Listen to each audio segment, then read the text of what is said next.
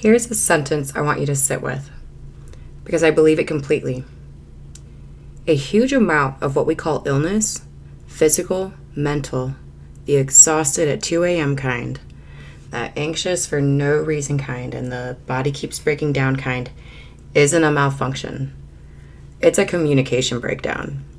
You are one flowing system, talking to itself all day, every day. And when that conversation gets cut, static sets in, and we call that static sick. That's not a metaphor to soften the mood. That's the whole thesis. The lack of metacognition, which is not knowing your own system well enough to hear it, might be the single most underdiagnosed condition on Earth. So let's talk about the cure, which is weirdly older than any medicine itself. You've seen Da Vinci's Vitruvian man 1,000 times, arms out, spinning inside a circle and a square, printed out of tote bags, textbooks covers, until it stopped meaning anything at all. But strip the familiarity off of it for a second. That man isn't showing off good proportions. He's mid-question. 1 foot in the circle, the cosmic, the vast, that pattern that runs the stars, and 1 foot in the square, the measured, the physical, the body you actually live in. He's standing exactly on the seam between the two of them. That seam is the oldest address in humans' history. Shamans found it in the trance. The priestesses found it reading the sky. Mathematicians found it in the golden spiral crawling through a nautilus shell, and a galaxy arm using the exact same ratio. Like the universe couldn't be bothered to invent a second design. Sacred geometry isn't decoration. It's tens, thousands of years of humans pointing at the same seam and saying, here, the pattern out there and the pattern in here are the same pattern. We didn't lose that wisdom because it was wrong.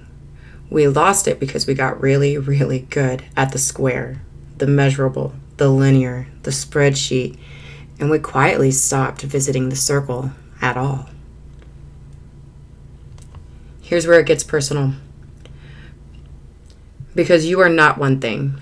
You are a nervous system, a gut, a heart, a limbic system, an immune system, all of them constantly signaling each other in a language that has nothing to do with English.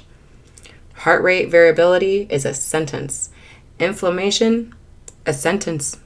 A gut feeling is not a metaphor. It is your enteric nervous system finishing a thought your brain hasn't even caught up with yet.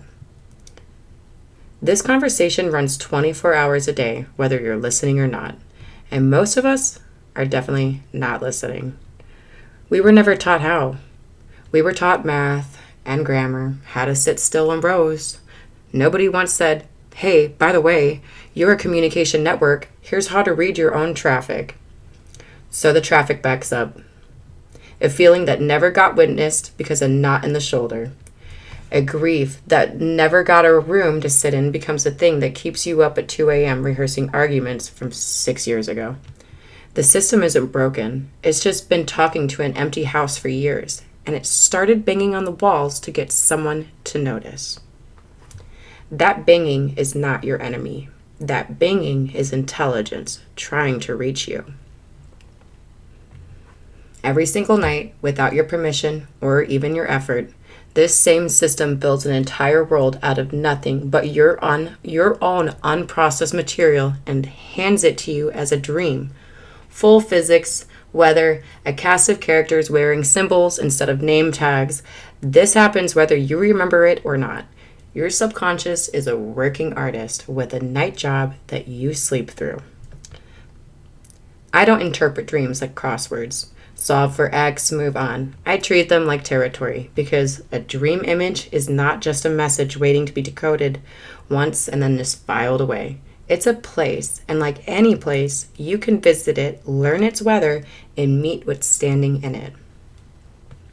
I've watched someone carrying an exhaustion for months that no amount of sleep touched because the exhaustion wasn't sleep-shaped, it was grief-shaped.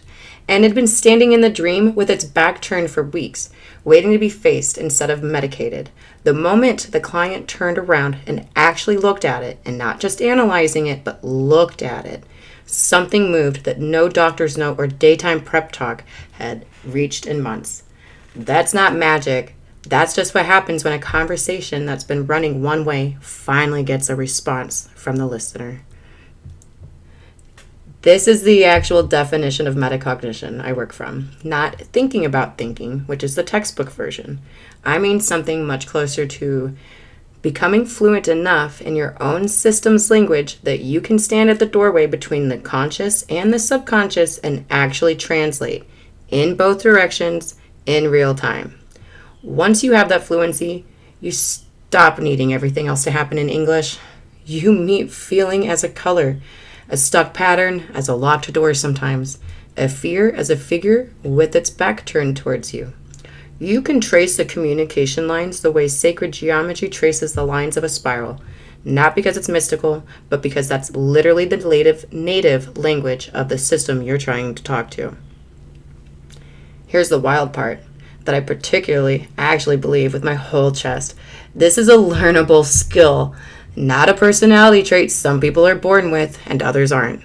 A skill like reading, like an instrument, like anything you want to get better at with practice and the right map.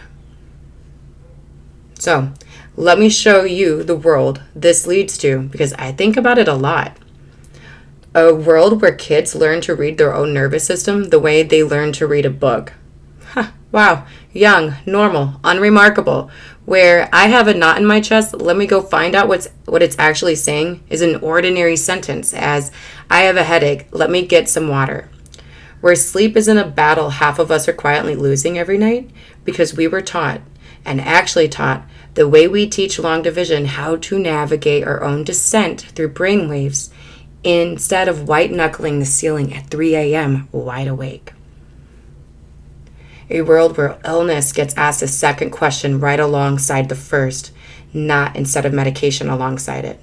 Not what's attacking this body only, but also asking what has this body been trying to say and for how long and to whom.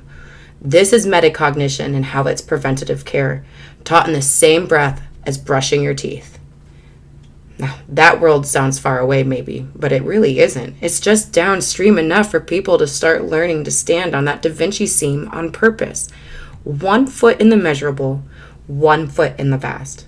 And treating the conversation between them as sacred instead of static to be ignored, until that becomes a diagnosis.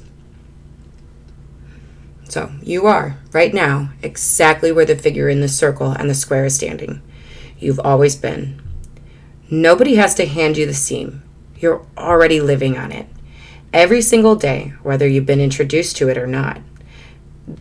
The only real question whether you learn its language before it has to be shouted at you or after. So I know which one I'm being held to and which one I'm betting my life's work on. Thank you.